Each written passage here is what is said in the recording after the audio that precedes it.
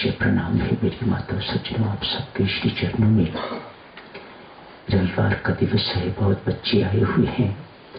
जहां जहां भी बच्चे बैठे हैं, मेरा बहुत बहुत प्यार स्वीकार करें, धन्यवाद भी स्वीकार करें पधारने के लिए। पिछले सप्ताह से चर्चा सरलता पर चल रही है। यूं कहिए चर्चा बच्चों पर ही चल रही है। पिछले सप्ताह से बच्चों की सरलता बहुत प्रसिद्ध सरलता है, बहुत सरल होते हैं बच्चे। मैं अब रोऊं कि मेरे अंदर सरलता नहीं है, पछताऊं कि मेरे अंदर सरलता नहीं है, तो क्या लाभ। बचपन में जो सरलता थी उसको खो दिया, उसको गंवा दिया। अब सरलता नहीं रही, कुटिलता आ गई। तो कुटिल व्यक्ति स्वयं भी परेशान रहता है और औरों को भी परेशान करता है। सरल व्यक्ति स्वयं भी बहुत आनंदमय रहता है। छोटा बच्चा है, देखो नन्हा संत कहा जाता है। दोनों के पास बैठ के तो शांति मिलती है। बच्चे अच्छे क्यों लगते हैं? सरल हृदय होते हैं, उनके अंदर कुटिलता नहीं है, कपट नहीं है बेटा, छल नहीं है उनके अंदर। सरल होते हैं, मानो भीतर बाहर से एक होते हैं, उनको सरल कहा जाता है। निश्चल होते हैं, इनोसेंट होते हैं, इंग्लिश में कहेंगे इनोसेंट होते हैं बच्चे। आज शादी शुरू, दो बच्चे। पिछले सप्ताह काफी सारे दृष्टांत सरलता पर सुनाए गए थे, आज आगे जारी रखते हैं। दो बच्चे पड़ोसी हैं, आज बाहर खेलते खेलते आपस में लड़ाई झगड़ा हो गया, एक दूसरे की मार पिटाई की। दोनों बच्चों ने जाके अपने अपने माता पिता को शिकायत की। दोनों माता पिता आपस में लड़ने लग गए। दोनों के पेरेंट्स आपस में लड़े, झगड़ा हुआ। वर्षों की मित्रता खत्म हो गई, आपस में बोलचाल बंद, आपस में लेन देन बंद। अगले ही दिन क्या दिखते हैं? वो बच्चे जो कल लड़ाई कर रहे थे, जिनके कारण इन पेरेंट्स में, इन पड़ोसियों में आपस में महाभारत का युद्ध हुआ, वो बालकनी में खड़े अपने अपने देख रहे हैं कि वे बच्चे खेल रहे हैं आपस में मिलकर। उनके अंदर किसी प्रकार का वैर विरोध नहीं है, मानो सब कुछ भूल गए कि कल हमारी लड़ाई हुई थी। ये बच्चों निश्चलता है, ये सरलता है। जो चीज को पकड़ के बैठ जाता है वह सरल नहीं कहा जा सकता। ये बच्चे लड़े हैं कल, लेकिन आज भूल गए हैं कि लड़ाई हुई थी, मिलके आपस में खेल रहे हैं। दोनों के पेरेंट्स ऊपर बालकनी में खड़े हैं, दिख रहे हैं। हम मूर्ख। दोनों पेरेंट्स उतरे, आपस में एक दूसरे से क्षमा मांगी, कहा हमसे तो ये बच्चे बहुत अच्छे हैं, ये लड़ाई झगड़ा करते हुए भी इकट्ठे रहते हैं और हम इकट्ठे रहते हुए भी लड़ाई झगड़ा करते रहते हैं। कितनी बड़ी सीख दी है इन बच्चों ने अपने अपने पेरेंट्स को। इन बच्चों से बहुत कुछ सीखने वाला। और कुछ ना सही देवियों सज्जनों, आप पेरेंट्स बैठे हो, बड़े बैठे हो, मैं भी ऐसा ही हूं बुजुर्ग। इनसे कम से कम और कुछ नहीं तो सरलता तो सीखने की बात है, इनोसेंस तो इनसे सीखने की बात है। बहुत इनोसेंट बच्चे होते हैं। आज शादी सुनो, एक माता पिता आपस में उनका नित्य लड़ाई झगड़ा रहता है। घर में कला क्लेश मानो खत्म ही नहीं होता। कौन कहे किसका दोष है? दोनों ही होते हैं, पर कोई दोष मानने को तैयार नहीं है। एक दूसरे को उच्च स्वर से बोलते हैं, गंदा बोलते हैं, कड़वा बोलते हैं, गुस्से में बोलते हैं, दोनों के अभिमान बोलते हैं, ईगो दोनों के बोलते हैं। और तो बात कुछ भी नहीं है ना, इससे क्लैश ऑफ ईगो और कोई बात नहीं होती। एक 7-8 साल का बच्चा है, उनका पुत्र है, वह आज कहीं बाहर गया हुआ था, सुन के आया है। मुख से राम राम बोल, कड़वा बोल ना बोल। मुख से राम राम बोल, कड़वा बोल ना बोल। अच्छा लगा। अतएव बाहर से गाता गाता अपने घर में प्रवेश किया है। सुरताल भी अच्छा लगा, बोल भी अच्छे लगे। मुख से राम राम बोल, कड़वा बोल ना बोल। मुख से राम राम बोल, कड़वा बोल ना बोल। आके सबसे पहले अपने पिता के कमरे में गया है। वहां जाके तो ये बोला, मुख से राम राम बोल, कड़वा बोल ना बोल। पिता को लगा ये मुझे सुना रहा है। कहा, क्या मैं ही कड़वा बोल बोलता हूं? जा अपनी मम्मी को सुना। वो बेचारा निश्चल बच्चा, सरल बच्चा वहां से उठा, मम्मी के कमरे में चला गया। मम्मी के कमरे में जाके यही धुन लगा दी, मुख से राम राम बोल, कड़वा बोल ना बोल। मुझे क्या सुनाता है? मम्मी कहती है, मुझे क्या सुनाता है? जा अपने पापा को सुना, अपने डैडी को सुना। बेचारा फिर चला गया, वहां से भी डांट पड़ी। आके बाहर एक बेंच पर बैठ गया है। बेंच पर बैठ के तो बड़े प्रेम पूर्वक गाना शुरू कर दिया। मुख से राम राम बोल, कड़वा बोल ना बोल। मुख से राम राम बोल, कड़वा बोल ना बोल। दोनों अपने अपने कक्ष से, कमरों से बाहर निकले हैं। दोनों की हंसी निकल गई है। दोनों बच्चे के पास आए हैं। बच्चे सरल बच्चे, दोनों माता पिता, माता इधर से निकली, पिता इधर से निकले, दोनों पुत्र के पास आए हैं। पुत्र कहता है, मम्मी पापा अब क्या शिकायत है, यहां भी ना बोलूं? इतनी सरलता की बात सुन के माता पिता के दिल पिघले। बच्चे को गले लगाया। बच्चा बेटा सरलता उसकी मानो परमात्मा उसके अंदर बोल रहा है। बच्चों, यदि बच्चे सरल हैं तो परमात्मा भी बहुत सरल है। इसलिए परमात्मा को बच्चे बहुत अच्छे लगते हैं। जो भी कोई सरल है वह बहुत अच्छा लगता है। ये जरूरी नहीं कि बच्चे ही सरल हों। जिस किसी पर परमेश्वर की कृपा, जो बड़ा भी सरल है तो वह भी परमात्मा को बहुत भाता है, बहुत अच्छा लगता है। क्यों? परमात्मा के अपने स्वभाव में बच्चियों सरलता ही है, वह कुटिल नहीं है, बहुत सरल है, बहुत सीधा है। अतएव उसे सीधे सरल लोग, बच्चे हों या बड़े, बहुत अच्छे लगते हैं, बहुत पसंद है। इसलिए बच्चे लोगों, आप लोग बहुत पसंद हो, खासकर जो सरल हो। जो शरारती हो गए, कुटिल हो गए, वह इतने पसंद नहीं रहते हैं। पर अच्छे बच्चे, जो सरल बच्चे हैं, वह माता पिता को भी पसंद और परमात्मा को भी पसंद, बेटा अध्यापकों को भी पसंद वह बच्चे। आज इस बच्चे की सरलता ने दोनों माता पिता के अंदर जो कटुता थी वह खत्म कर दी। दोनों बहुत प्रेम पूर्वक रहने लग गए। देवी सच्चों, ये तो सामान्य बातें हो गई। बात तो हमें अध्यात्म की करनी है। सरलता किस प्रकार से हमारी सहायता करती है प्रभु प्राप्ति में? द अल्टीमेट बात तो यही होती है। आप सरल हो, लोग आपको बुद्धू कहते हैं, लोग आपको कुछ कुछ कहते हैं, लेकिन परमात्मा क्या कहता है देखने की तो ये बात है। परमात्मा आपकी बहुत इज्जत करता है। जो सरल है, जो कपटी नहीं है, जो छली नहीं है, जो दंभी नहीं है, परमात्मा उसकी बहुत इज्जत करता है, बहुत सम्मान देता है। मानो उसके पीछे पीछे घूमता है। पिछले रविवार भी आपसे चर्चा की थी। सरल के पीछे पीछे परमात्मा घूमता है और कपटी शरारती से अपना पल्लू छुड़ाता है, उसको अपना पल्लू पकड़ने नहीं देता।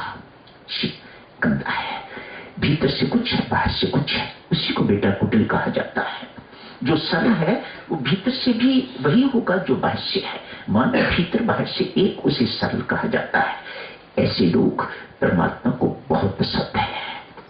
आज देवियों सज्जनों, एक ऐसे ही सरल की बात शुरू करते हैं। बालक है, आज बहुत बच्चे बैठे हैं, अतएव बालक की ही बात करते हैं। नेपाल की बात है, जनकपुर की बात है। एक ब्राह्मणी विधवा का पुत्र है, प्रयागदत्त इसका नाम है। छोटी आयु, पिता को देखा भी नहीं होगा। मां से कुछ न कुछ थोड़ी बातचीत पूछता रहता है। आज पूछा, मां मेरी कोई बहन भाई कोई नहीं, सबके बहन भाई हैं। मैं बाहर निकलता हूं तो मिलते हैं, किसी बहन होती है, किसी का कोई भाई होता है। क्या मेरा बहन भाई कोई नहीं? मां कहती है बेटा भाई तो तेरा कोई नहीं, बहन है। कौन है? कहा जानकी। मां सीता के लिए कहा तेरी बहन, बड़ी बहन जीजी जानकी है। कहां है? मैंने आज तक उसे देखा नहीं। बेटा अयोध्या के चक्रवर्ती राजा राम से ब्याही हुई है, मुझे उससे मिलना है। नन्हा बच्चा है, मन में अपनी बहन को मिलने का ये बेटा सरलता है। चाव उठा कि मैं अपनी बड़ी बहन को मिलना चाहता हूं, जैसा एक स्वभावता होना चाहिए बच्चे को। मां ने कहा बेटा अभी तो छोटा है, थोड़ा बड़ा हो जाओ तो फिर मैं तुम्हें अयोध्या भेज दूंगी। बड़ा तो क्या होना था, लेकिन उसके अंदर से एक अर्ज, एक उतावलापन, एक लालसा अंदर से बहुत ज्यादा। साल 2 साल भी मुश्किल से बीते होंगे। कितना बड़ा हो गया होगा बेटा? थोड़ा सा और बड़ा हुआ।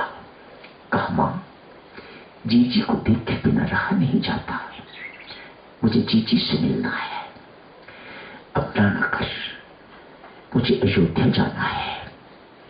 मां भक्तनी थी, अतएव अपने पुत्र की बेटा पीड़ा को जान सकी, उसकी पीड़ा को, उसकी वेदना को समझ सकी।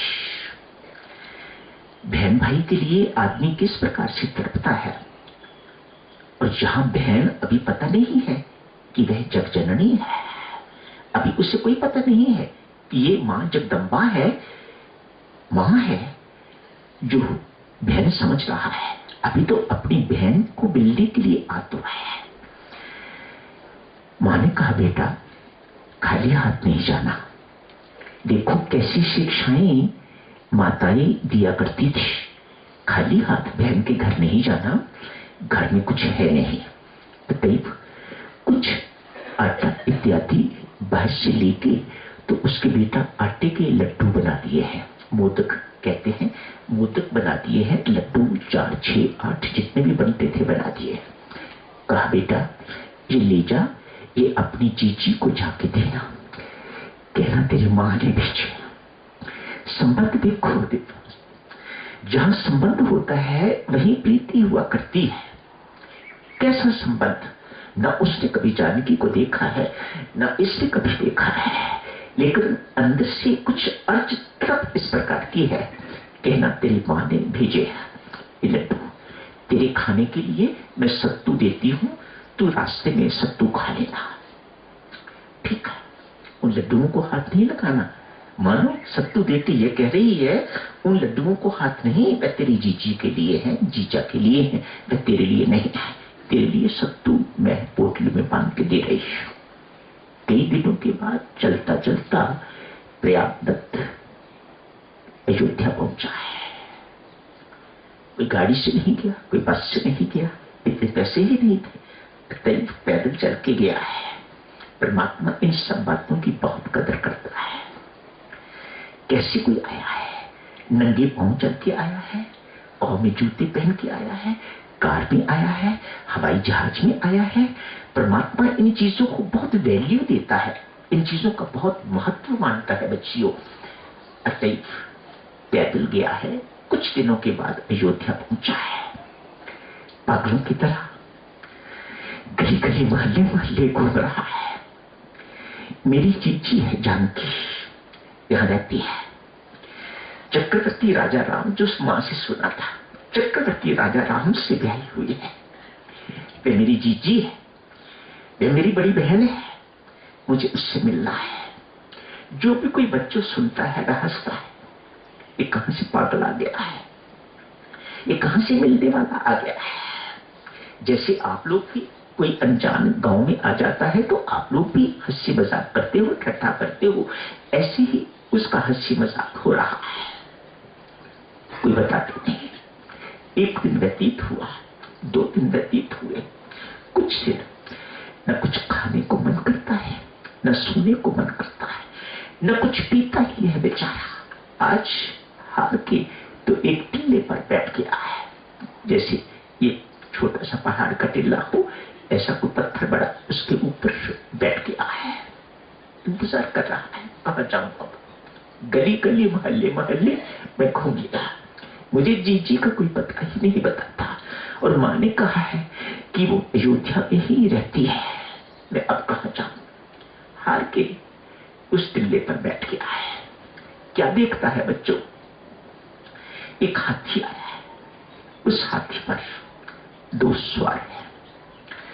नीचे उतर के कहती है माँ जानकी, भैया माँ ने क्या भेजा है मेरे लिए? माँ को कंफर्म करने के लिए माँ जानकी कह रही है, भैया माँ ने मेरे लिए क्या भेजा है? तो प्रसन्न हुआ कि मुझे मेरी जीजी मिल गई है। वो जो लड्डू थे सारे के सारे उन्हें देती है। 2 लड्डू भगवान राम ने रखे, माँ सीता ने नहीं, भगवान राम ने 2 लड्डू रखे। कहा बाकी तुम ले जाओ, माँ को कहना तेरी पुत्री बिल्कुल ठीक है। धन्य हो गई माँ जिसकी पुत्री जानकी बन गई। धन्य अति धन्य हो गया वह जिसको जानकी ने अपना भाई स्वीकार कर लिया।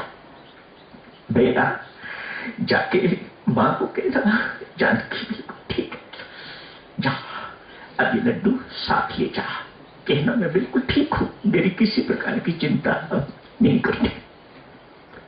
उनके जाते ही प्रयागराज बेटा बेहोश हो गया।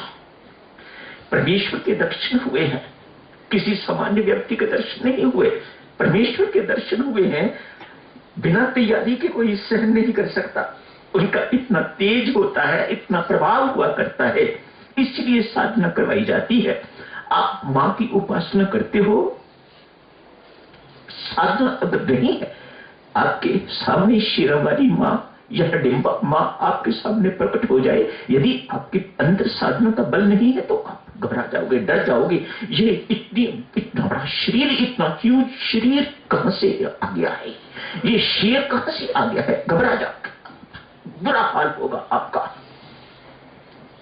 अतएव प्रयागराज बेहोश हो गया है। थोड़ी देर के बाद होश आई। एक संत उधर से गुजर रहे थे। परमात्मा है सब कुछ करवाने वाला, वह सारे संबंध जोड़ता जाता है। लेके अपने पास अपनी कुटिया पे प्रयागराज को रखा। होश आई, सब कुछ सुनाया। क्या देखता है? रात्रि का समय है, 2 देवियां आई है, अपने हाथ में सोने का थाल लिया हुआ है, पूरा भोजन से भरा हुआ है, ऊपर कमल के पत्ते ही रखे हुए हैं। सब समझ गए ये बहन ने अपने भाई का स्वागत किया है, अपने भाई के लिए भोजन भेजा है, अपने नन्हे भाई के लिए भोजन भेजा है, बड़ी बहन का कर्तव्य निभाया है। अतः दोनों ने मिलकर भोजन किया। भोजन करने के बाद खाली हो गया थाल। प्रयाग को कहा तुम वापस नेपाल जा रहे हो, ये सोने की थाल है, दिव्य थाल है। दिव्य भोजन किया दोनों ने, सामान्य भोजन नहीं था, दिव्य भोजन शब्द है, दिव्य भोजन दोनों ने किया। प्रयाग कहता है नहीं बाबा, यदि बहन के घर की चीज मैं अपनी मां के पास ले जाऊंगी, मां मुझे घर से निकाल देगी। हमारा रिवाज है, हम लड़की के घर का कुछ स्वीकार नहीं करते, मां उससे घर से निकाल देगी, मेरे साथ रुष्ट हो जाएगी, इत्यादि इत्यादि। सोने की थाली छोड़ के प्रयागराज वापस अपनी मां के पास चला गया है। जाके सारा हाल सुनाता। मां गदगद। मां जन्मे तो पुत्र जन्मे, भक्त जन्मे, या शूरवीर जन्मे, नहीं तो बांझ रह जाए। क्यों अपना नूर गवा रही फिजूल में? देवियों, पुत्र जन्मो तो कोई भक्त पुत्र जन्मना है या शूरवीर जन्मना, जो युद्ध करने वाला बहादुर हो, नहीं तो बिना पैदा किए ही रहना फिजूल में अपना नूर क्यों गवाती हो? संत महात्मा ऐसा कहते हैं। गदगद हो गई है माँ। गिरा पुत्र जानकी के एवं प्रभु राम के दर्शन करके आया। 1 साल के बाद मां मर गई। किसी को प्रयागराज पर तरस आया, विवाह की प्रपोजल आई। थोड़ा बड़ा हो गया है, विवाह की प्रपोजल आई। माता पिता ने कहा, ऐसे ने सोचा इसको अपना घर जुमाई बना लेंगे, लेकिन उसके मन में तो जीजी और जीजा बसे हुए थे। अतएव बिना सब कुछ किए चल गया है। जाके फिर अयोध्या पहुंचा है। अयोध्या पहुंच के फिर खोज शुरू की है। फिर दिल्ली पर बैठा है, लेकिन आज कोई नहीं आ रहा। लेकिन अपनी तरीके की मस्ती है। प्रयाग तट पर एक संत महात्मा मिले, उनसे राम नाम की दीक्षा दी, राम राम जपना शुरू किया। खूब राम राम जपा, मस्ती के दिन व्यतीत करने शुरू कर दिए। आज पता लगा सीता और राम लक्ष्मण जी के साथ जंगल में चले गए हुए हैं। कोसने लग गए जीजा को। जीजा चंट, सरलता। सरलता में आदमी कुछ भी कहे कोई बुरा नहीं मानता। जीजा कौन? भगवान राम। ये जीजा बड़ा चंट है। मेरी बहन बड़ी सीधी सादी, देखो महल छुड़वा के इसे जंगल में ले गया है। ये जीजा जैसा कहता है वैसी मान जाती है। अतएव 3 पलंग खरीदे, कुछ मजदूरी की, मजदूरी करके कुछ पैसे इकट्ठे किए। 3 पलंग खरीदे, 3 गद्दे खरीदे, 3 जोड़ी जूते खरीदे और उठा के तीनों पलंग, 3 गद्दे, 3 जोड़ी जूते, 3 लोग गए हुए हैं ना, सिर पर रख के चित्रकूट की यात्रा। चित्रकूट चला गया है। प्रयाग तक दीक्षा के बाद नाम पड़ गया प्रयागदास। भक्त प्रयागदास वहां चला गया है। जाके एक जगह पर तीनों बिस्तर लगा दिए हैं, बेड, उसके ऊपर गद्दा, 3 जोड़ी जूते एक एक बेड पर रख दिए हैं। नीचे ढूंढने चला गया है। कहां खो गए हो जीजा? तुम्हें पता लग गया होगा इस साला फिर आ गया है। कोई शर्म नहीं, साला कहने में कुछ नहीं। तुझे पता लग गया होगा साला फिर आ गया है, इसलिए कहीं छिप गए हो। घूम घाम के जंगल में चित्रकूट में आके दिखता है। देखो सरलता की कीमत।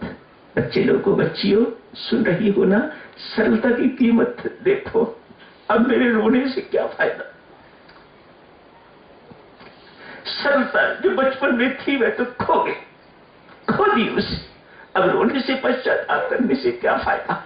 अतः बच्चों बच्चियों आपसे हाथ जोड़ के विनती करता हूं, जो कोई आप में सरल है कभी अपनी सरलता को खोना ना, गंवाना ना।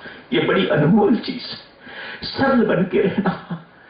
आज क्या देखता है प्रयागदास आके, एक एक बेड पर, एक पर राम बैठे हैं, एक पर जानकी बैठी है, एक पर लक्ष्मण बैठे। प्रयागदास आया, अपने हाथों से, प्रसन्नता की कोई सीमा नहीं, अपने हाथों से सबके पांव में जूती पहनाई है। वाह प्रयागदास, कहां इनके चरण छूने की कभी किसी को अवसर मिलेगा, सौभाग्य प्राप्त होगा। प्रयागदास परमात्मा के चरण छू रहा है, जगजननी के चरण छू रहा है, लक्ष्मण जी के चरण छू रहा है, अपने हाथों से जूता डलवा रहा है। जहां कहीं रोड़े कांटे खड्डे आए, वहीं वहीं राम को कोसता है। जीजा कितना कठोर, मेरी जीजी कितनी कोमल, क्या हालत हुई होगी जब पैदल चलते होंगे। कहा जीजा मुझे अपने साथ रखो, मैं तीनों बिस्तर बेड उठा के सिर पर आपके साथ साथ घूमूंगा। कहा नहीं भैया, जंगल में हम तीनों ही रहते हैं, छिप के रहते हैं, हम कभी बेड पर नहीं बैठते। ये तो तेरी प्रसन्नता के लिए तू मारा मारा फिरता रहेगा, तुझे प्रसन्न करने के लिए आज बिस्तर पर बैठ गए हैं। वनवास के दिनों में हम बेड पर नहीं बैठते। तो वापस लिए जा, हमें सुख मिलेगा, हमें चैन मिलेगी। बेचारा तीनों बिस्तर उठाए हुए, बेड उठाए हुए सिर वापस अयोध्या लौट रहा है। जहां जहां कहीं फिर कांटे इत्यादि आते, मन ही मन सोचता है ये जीजा ने क्या कर दिया, मेरी जीजी को साथ ले लिया।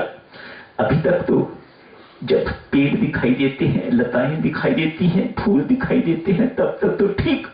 किसी दिन शेर दिखाई दे गया, भेड़िया दिखाई दे गया तो पता लगेगा मुझे भी साथ नहीं रखा।